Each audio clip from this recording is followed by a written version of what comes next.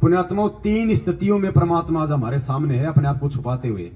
आज अगर मैटर चल पड़ा है तो परमेश्वर इसी पे लाइव साध संगति होगी आज, क्योंकि साध संगतियों का मतलब ही ये है, इन साध संगतियों के माध्यम से गुरुदेव ने हमें आदेश ही ये दे रखा है कि बेटा मेरे आने से पहले पहले मुझे परमात्मा के रूप में स्वीकार कर लोगे तो तुम्हारा मोक्ष निश्चित है, अन्यथा नहीं है, चाहे कितनी भी कोशिश कर लेना। हमें गुरुदेव के सत्संग उनके रहते थे सहते समझ में आए कि नहीं आए? नहीं। किसी के समझ में आए? बरवाला में जाते थे, यहां से सुनते थे, यहां से गुरुदेव सत्संगों के माध्यम से क्या समझाना चाह रहे थे, वो गुरुदेव के दूर जाने के बाद आज समझ में आ रहे हैं, और वो भी साध संगतियों से जुड़ने के, कि परमात्मा ये जो सुना रहे कथा, इसका मतलब क्या है, इस कहानी का मतलब क्या है। क्योंकि तत्वदर्शी संत के सत्संग इतने आसान, गुरुदेव ने क्या कहा कि परमात्मा कथा क्या सुना रहे हैं और उस कथा के माध्यम से समझाना। बंदी छोड़ की वाणी के अंदर वो रहस्य छुपा हुआ है जो कि आम भक्त आम संत के बस की बात नहीं कि इसमें से वो रहस्य को निकाल सके। उनकी अपनी कृपा जिस पर हो जाती है वही इस बात को ढूंढ सकता है कि सतगुरु महाराज इस वाणी के माध्यम से हमें क्या समझाना चाहते हैं। कथा कोई सुना रहे हैं और उसके अंदर समझा कोई और बात रही है। कथा क्या सुना रहे हैं और उस कथा के माध्यम से समझा कोई, इसका मतलब गुरुदेव के सत्संग उतने सीधे नहीं है जितने हम समझ रहे हैं। एक एक शब्द का, क्योंकि परमेश्वर का कोई भी शब्द अनायास नहीं होता, बेमतलब नहीं होता। हमें समझ में नहीं आ रहा, वो एक बात अलग है। एक भाई ने सवाल किया था किसी साथ संगति में कि भगत जी नित्य नियम में एक वाणी आती है, कहता हूं कई जात हूं, कहूं बजा के ढोल, श्वास जो खाली जात है 3 लोक का। गुरुजी इस वाणी को क्यों नहीं बोलते?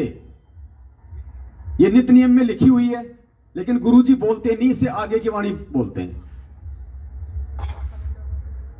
ये सवाल आज से पहले किसी ने नहीं उठाया, उस भाई ने उठाया। किस समय उठाया? जब परमेश्वर ने सवाल का जवाब देने के लिए किसी को पहले तैयार कर दिया। साध संगति। पुण्यात्माओं, क्या कहा अभी परमात्मा ने कि अगर तुम जब तक गुरु को अपने जैसा मानुष मानोगे तुम्हारे अंदर कभी भी दोष आ। ये वाणी परमेश्वर ने जानबूझ के छोड़ी है, ये जानबूझ के छोटी हम सबकी परीक्षा के लिए कि मेरी संगत मुझे क्या समझती है। एक साधारण सा संत समझती है, अपना एक गुरु समझती है, या मुझे परमात्मा समझती है। जब ये वाणी छूटेगी तो कुछ दिन तो भगत चुप रहेगा, फिर किसी से कहेगा यार ये गुरुजी ने वाणी क्यों छोड़ दी, तो मंद बुद्धि क्या कहेगा कि गुरुजी भूल गए होंगे, अरे गुरुजी को याद नहीं हुआ होगा, भूल गए होंगे, आगे चले गए होंगे। फैल। परमात्मा भूल सकता है कोई चीज? अगर परमात्मा मान लिया तो भूल सकता है? यह परीक्षा है कि तुम अपने गुरु को क्या समझ रहे हो। तुम अपने गुरु को भुलक्कड़ समझ रहे हो या फिर परमात्मा समझ रहे हो। यह हमारी परीक्षा के लिए छोड़ी है परमात्मा ने यह वाणी। भूला नहीं है, फालतू में नहीं लिखी है। अब इस बात को समझाने के लिए देखो परमेश्वर और दया करेंगे, आपको कितना अच्छे से समझ में आएगा। फिर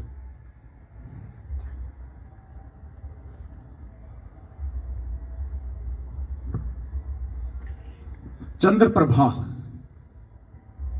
जिसने जगन्नाथ के लिए धोती तैयार की थी, धोती वाला नहीं सुनाएंगे यहां पे, छोटा ही है, ध्यान से सुनना। क्या बोल रहे हैं परमात्मा? 2 संकेत है, कितने बड़े। कल के सत्संग में, रात्रि के सत्संग में आप जी ने सुना कि एक बहन जिसका नाम चंद्र प्रभा था, पुण्यात्माओं कल गलती से ये दास चंद्र प्रभा के स्थान पर शशि प्रभा बोल गया। चंद्र प्रभा की जगह दास क्या बोल गया? शशि प्रभा। क्या कह रहे हैं गुरुजी? कल के सत्संग में ये दास चंद्र प्रभा की जगह गलती से शशि प्रभा बोल गया। गलती से नहीं, ये शब्द बोलना हमारी परीक्षा कि क्या सत्संग सुनते समय मेरे भगत इसी रूप में स्वीकार इस वाणी को करेंगे कि जैसा मैं बोल रहा हूं। यहां पे भूल गए होंगे गुरुजी, गलती हो जाती है भाई, कोई बात नहीं। अगर ये गलती से बोला होता गुरुजी ने तो आगे सुनना इस सत्संग को। क्या कह रहे हैं परमात्मा, सुनना।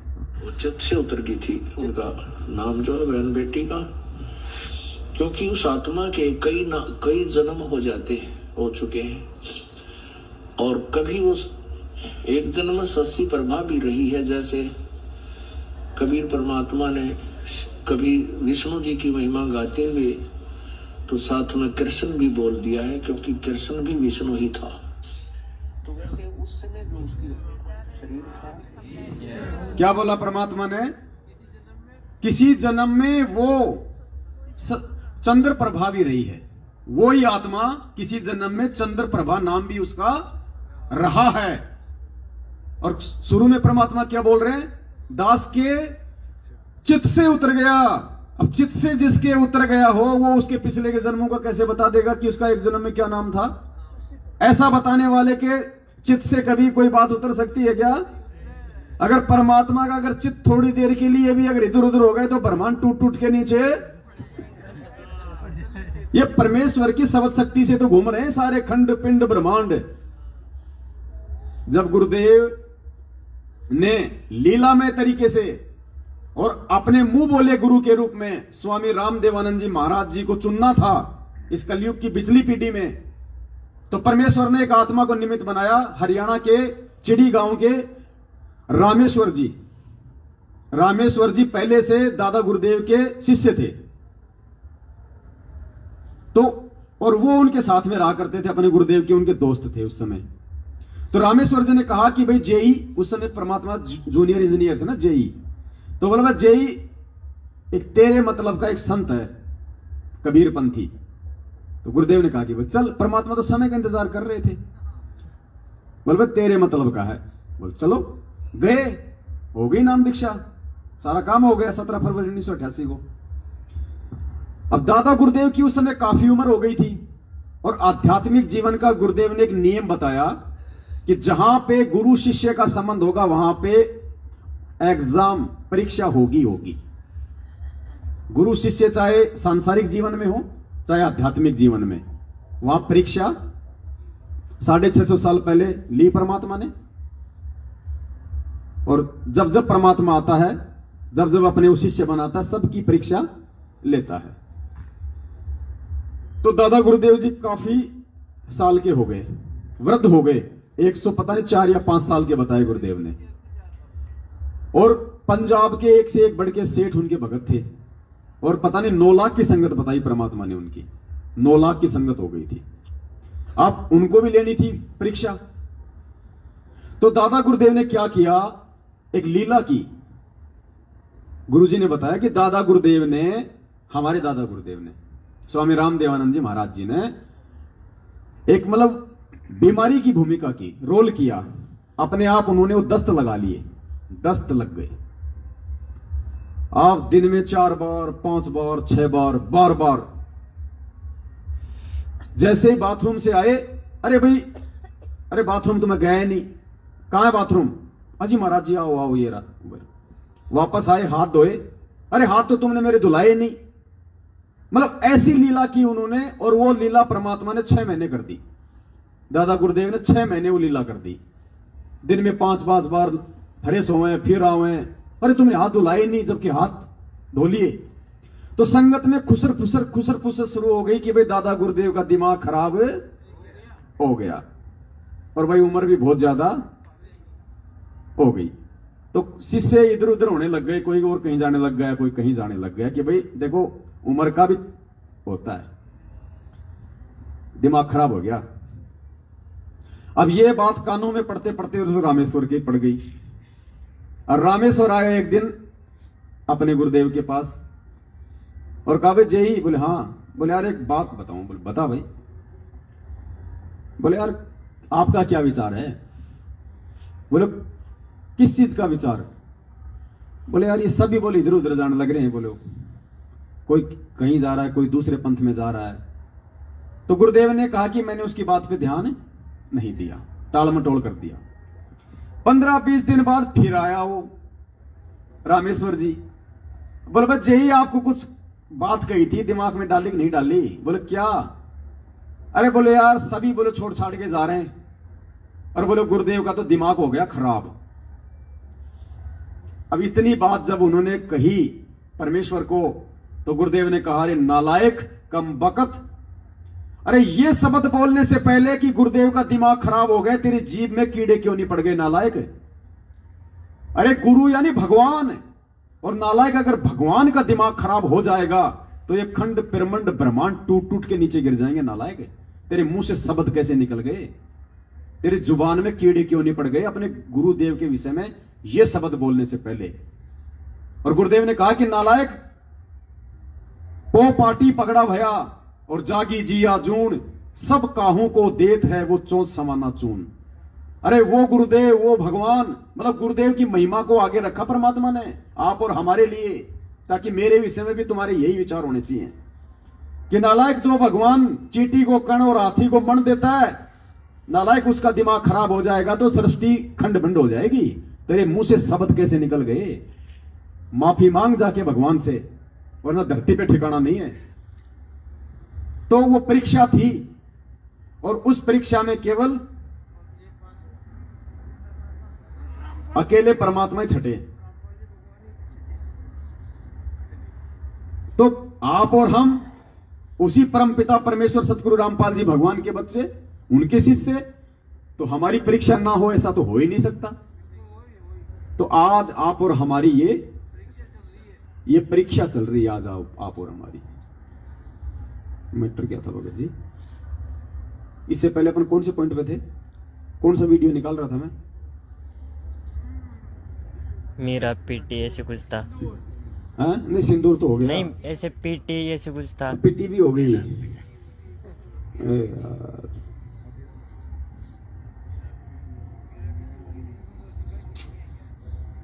अब ये तो है ना, इसीलिए तो मेरे दिमाग में बोला भी नहीं किसी को, नहीं तो आप ही याद रख लेते।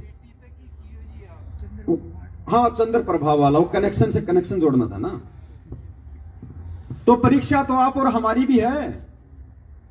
तो कुछ परीक्षाएं तो परमात्मा सत्संग करते करते ले लेता है कि दास के चित्त से निकल गई। कल दास ने गलती से चंद्र प्रभा की जगह शशि प्रभा की जगह चंद्र प्रभा बोल दिया, दास के चित्त से बात निकल गई और फिर तुरंत कह दिया कि एक जन्म में वो चंद्र प्रभा भी।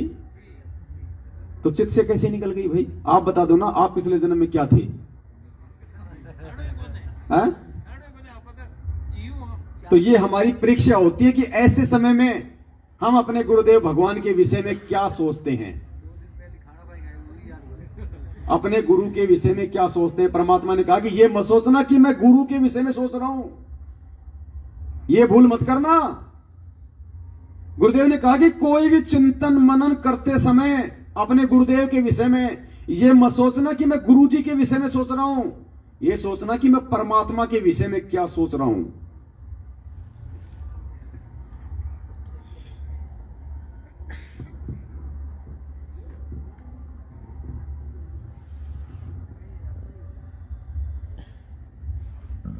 ध्यान से सुनना।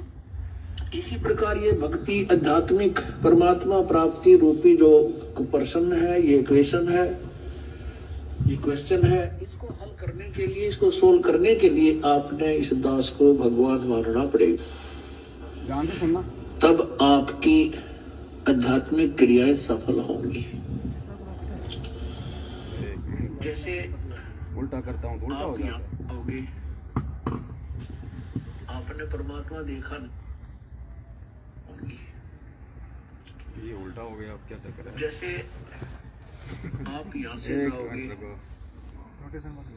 आपने परमात्मा देखा नहीं है, आपने इस दास को रोटेशन बंद कर दिया।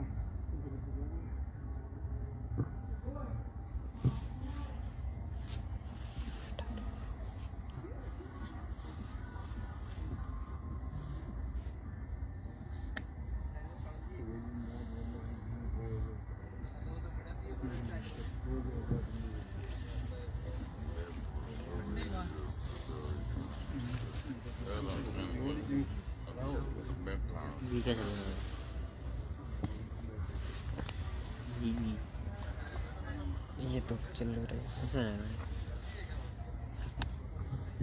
अब सुनना ध्यान से, क्या कह रहे हैं परमात्मा। कितनी सावधानी रखने की आवश्यकता है एक भगत ने अपने गुरुदेव के विषय में चिंतन करने से पहले, कुछ भी शब्द अपने मुख से निकालने से पहले।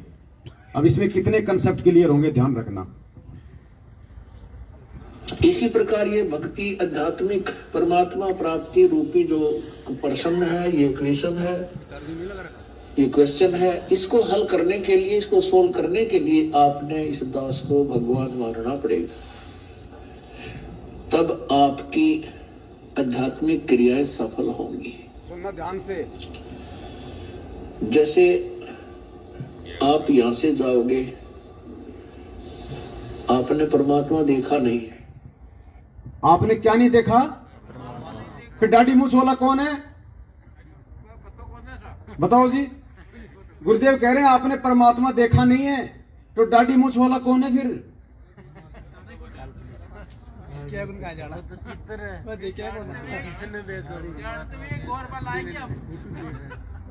यही तो हमारे भ्रम परमात्मा साथ संगति में तोड़ना चाह रहे हैं कि परमात्मा असल में है कौन। गुरुदेव कह रहे हैं आपने परमात्मा देखा नहीं, इसका मतलब जो दाढ़ी मूंछ वाली जो फोटो है वो परमेश्वर नहीं है, परमेश्वर का रूप नहीं है, वो एक काल्पनिक फोटो है, हाथ से बनाई हुई है, सपोजिशन है, इमेजिन है। इस सत्संग को ध्यान रखना, इससे पहले और सुनाना पड़ेगा। देख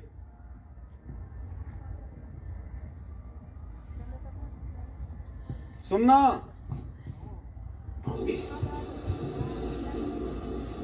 पुण्यात्माओं, अब तो ये दास बैठा है, यदि यहाँ परमात्मा इसी मानव शरीर तो है ही उनका, क्योंकि बनारस में 120 वर्ष रहे, और अब भी वो आ जाते। जो हम चित्र देखते हैं प्रभु का, ऐसा चित्र नहीं है। तो फिर कैसा चित्र है?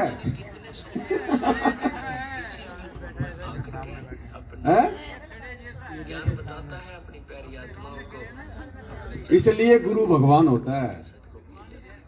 आज इसी मैटर पे चलेंगे अपन परमात्मा के दया से, सुबह तक इसको क्लियर करना है आज। और परमात्मा अभी चुप रहो भाई, अभी थोड़ा सा लोहा गर्म है, अब थोड़ा मारना पड़ेगा। कोई दिक्कत नहीं, परमात्मा करवा देंगे, थोड़ा सा शांत रहो बस। परमात्मा ने क्या कहा इस अगले वीडियो में जो आप सुनने जा रहे हो? परमात्मा कहते हैं कि ये जो फोटो है ये तो एक इमेजिन है, काल्पनिक है, सपोजिशन है, यानी माना हुआ है। और फिर गुरुदेव ने क्या कहा कि 650 साल पहले परमात्मा कौन से रूप में आया वो तो आपने देखा नहीं। अब विचार करना है कि 650 साल पहले परमात्मा का रूप हमने नहीं देखा, तो फिर दाढ़ी मूंछ वाला रूप किसका है? तो गुरुदेव कहते हैं कि 650 साल पहले परमात्मा जिस रूप में आए वो तो आपने देखा नहीं, और वर्तमान में जिस रूप में आ जाएं उसको आप मानो नहीं। तो बताओ फिर बात कैसे बनेगी? इसका मतलब वर्तमान रूप परमेश्वर का वास्तविक रूप। सुनो, यदि इस दास के स्थान पर आज कबीर परमेश्वर भी आ जाते, क्योंकि जिस समय कबीर परमेश्वर जिस रूप में आए थे वो तो तुमने देखा नहीं, वर्तमान वाला ने। और वो परमात्मा किस रूप में आए थे, ये तो जो हमने चित्र बनाए तो हमारा एक अपना इमेजन है, अपना सपोजिशन है, अपना माना हुआ बनाया है। लेकिन वो परमात्मा अब आ जाए तो जिस रूप में वो पहले आया था वो तो तुमने देखा नहीं, और ईब जिसमें आया उसने तो मानो को नहीं। तो बताओ फिर बात कहां बनेगी? अगर हमने वो नहीं देखा तो फिर दाढ़ी मूंछ वाला कौन सा है? गुरुदेव इन्हीं को तो बताते हैं कि ये है वो कबीर परमात्मा जो 650 साल पहले आए थे। तो परमात्मा तो खुद ही इनको रिजेक्ट कर रहे हैं।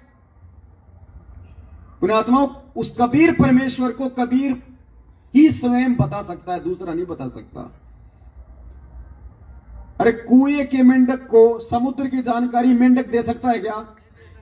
21 ब्रह्मांड एक कुआं है और हम हैं मेंढक।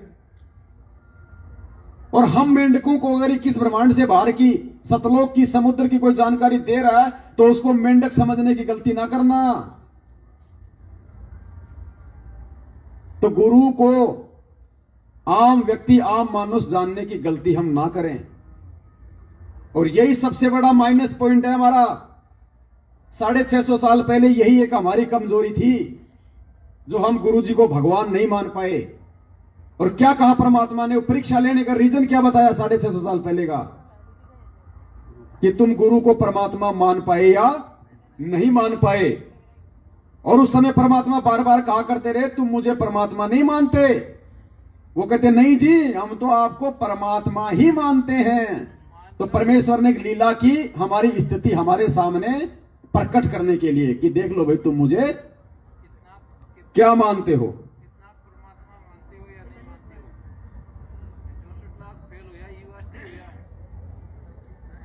परमात्मा ने ये देखना चाहा कि ये मेरे विचारों को से कितने परिचित हैं।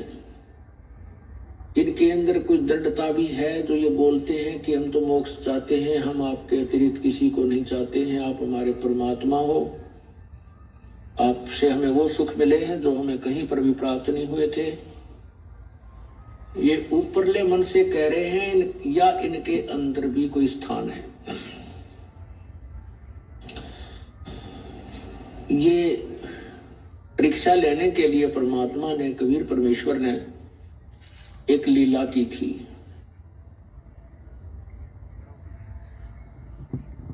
इसीलिए परमात्मा ने लीला की थी, हमें यह दिखाने के लिए, आईना दिखाने के लिए कि तुम मुझे ऊपरले मन से परमात्मा परमात्मा कहते हो या मुझे परमात्मा मानते भी हो।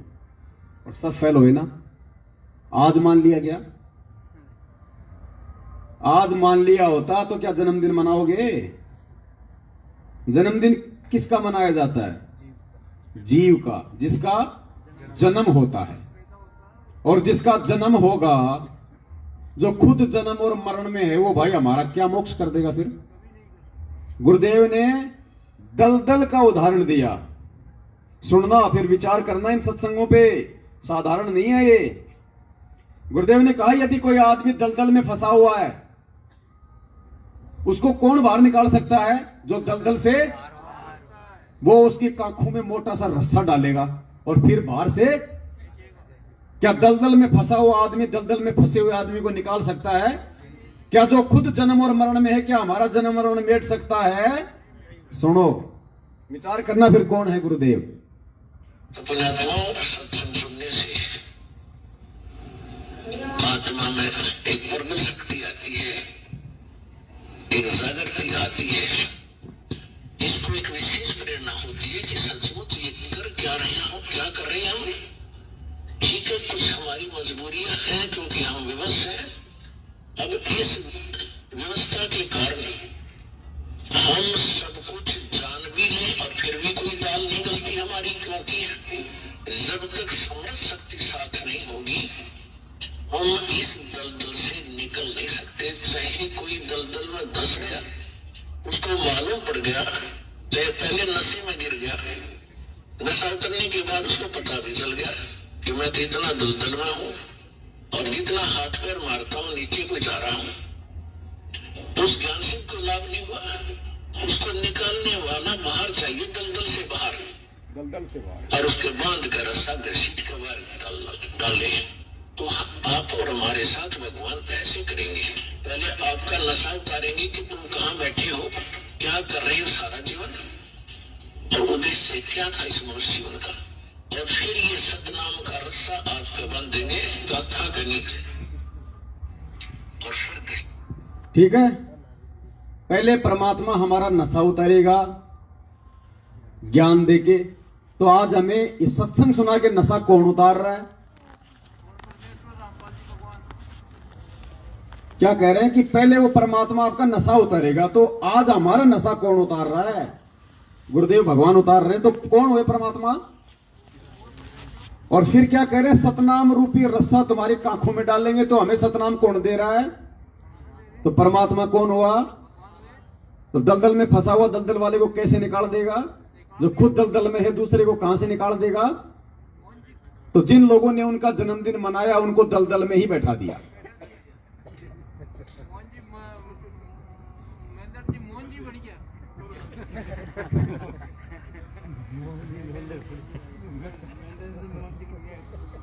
देखो छोटे छोटे परमात्मा ने ऐसे संकेत कर दिए और बोल के चुपचाप निकल गए फटाफट। मालिक को पता था समय आने पे पकड़ने वाले पकड़ लेंगे। और गुरुदेव ने कहा था अगर एक आत्मा भी ध्यान से इस ज्ञान को समझ के अगर सही मार्ग पे चल पड़ी तो लाखों को सुलझा देगा। अगर एक व्यक्ति भी ढंग से इस ज्ञान को समझ गया तो लाखों को।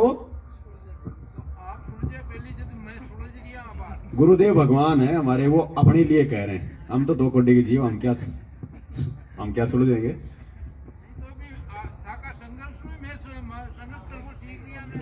और मैंने कहां से सीखा? तो फिर कौन हुए बड़े? तो फिर अब मेरा तो नाम ही नहीं आना चाहिए बीच में। फालतू में भगत जी आप भी। अब देखो परमात्मा कितनी आसानी से बोल के चुपचाप निकल रहे हैं, वरना परमात्मा किसी भी पॉइंट पे ढंग से समझाते हैं।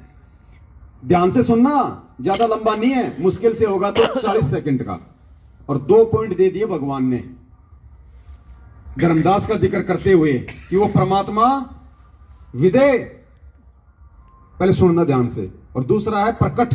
परमात्मा कह रहे पहले भी थे और आज भी प्रकट हैं, पहले भी विदे थे और आज भी हैं। सुनना। अके नाम कहा नहीं जाई, इसको बोलना नहीं है, इसको बोल के जाप नहीं करना, स्वर्ग से जाप करना है। ये बोल के सुना दिया लेकिन इसका जाप बोल के नहीं होगा, इसलिए अके कहा है।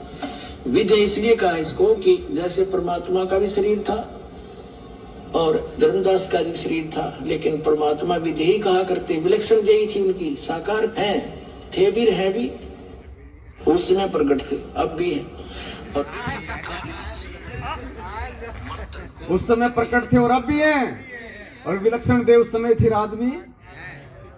तो इनको हाड़मास का ना मानो, 5 तत्व का खेल परमात्मा ऐसा ही खेलता है। क्या कहा परमात्मा ने? चलो ठीक है भाई, जिसको प्रथम नाम मिला हुआ है वो तो नहीं समझ सकता। सतनाम के बाद ये गलती मत करना गुरु को मानुष मानने की।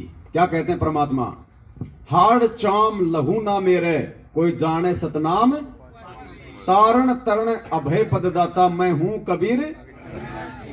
तो सतनाम मिलने के बाद आठमास का कैसे मान सकते हैं परमात्मा को? कहते हैं जिसको सतनाम मिल गया, यानी जिसको उस स्तर का ज्ञान हो जाएगा, वो समझ जाएगा कि मेरा गुरुदेव भगवान कौन है।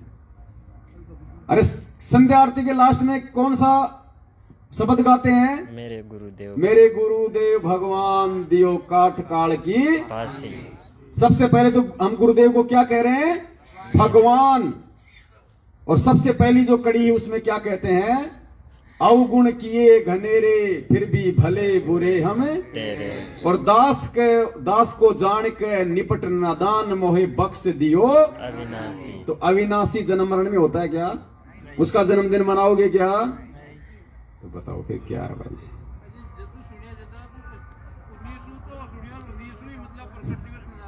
हाँ,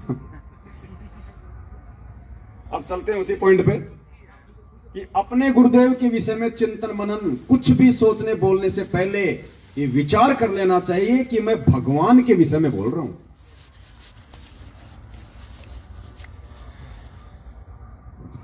इसी प्रकार ये भक्ति आध्यात्मिक परमात्मा प्राप्ति रूपी जो प्रश्न है, ये क्वेश्चन है, ये क्वेश्चन है, इसको हल करने के लिए, इसको सोल्व करने के लिए आपने इस दास को भगवान मानना पड़ेगा। तब आपकी आध्यात्मिक क्रियाएं सफल होंगी। जैसे आप यहां से जाओगे, आपने परमात्मा देखा नहीं है, आपने इस दास को देखा है, वो परमेश्वर इस दास का रूप धारण करके आपके समक्ष वहां खड़ा होगा। अब जैसा जिसका व्यवहार इस दास के प्रति यहां है वो वैसा ही करेगा। जैसा आपका इस दास के प्रति आपके मन में दोष या श्रद्धा है, वो ज्यों की त्यों वहां होगी। जब आपकी वहां एक बार फिर जो है पछोड़ लाओगा परमात्मा, आपके पास भक्ति धन भी है, आपके अंदर गुरु जी के प्रति वह श्रद्धा नहीं है जितनी भगवान के प्रति होनी चाहिए, तो भी आप वहां से रिजेक्टेड हो जाओगे त्रिकुटी के ऊपर। पुण्यात्मा, ये आपको रिहर्सल कराई जा रही है आपसे, और आपने इस रिहर्सल में इस दास को प्रभु मानकर व्यवहार करना है, परमात्मा जानकर हर तरह की क्रिया करनी है, बोलते समय, चालते समय। अंदर में कोई विशेष गुरु जी के विषय में विवेचन करते समय आपने ये जानना पड़ेगा कि जैसे हम भगवान के बारे में सोच रहे हैं, आपने ये विचार करना चाहिए कि हम गुरु जी के बारे में क्या सोच रहे हैं। नहीं, हम भगवान के बारे में सोच रहे हैं। यदि इस दास में कोई दोष देख रहे हो तो आप परमात्मा में दोष देख रहे हो, या तो फिर त्याग जाइए, यहां से चले जाइए। आपको ऐसे गुरु की आवश्यकता नहीं जिसमें आप दोष निकाल रहे हो।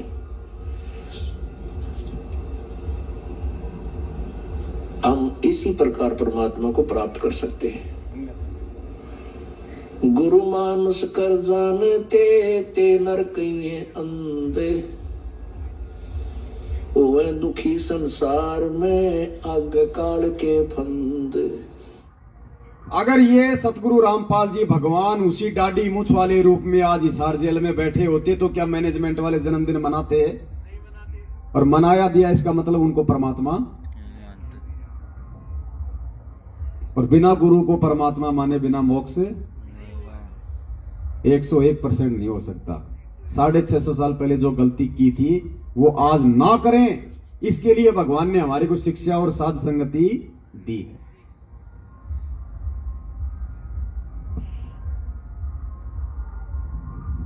अब सीरियल वाइज चलेंगे। अब आज अगर हम सुबह उठें या इस साध संगति से उठें तो अपनी आत्मा को पूरी तरह से इस बात से सराबोर करके उठें कि धरती पे यदि कोई भगवान है तो सतगुरु रामपाल जी भगवान है। और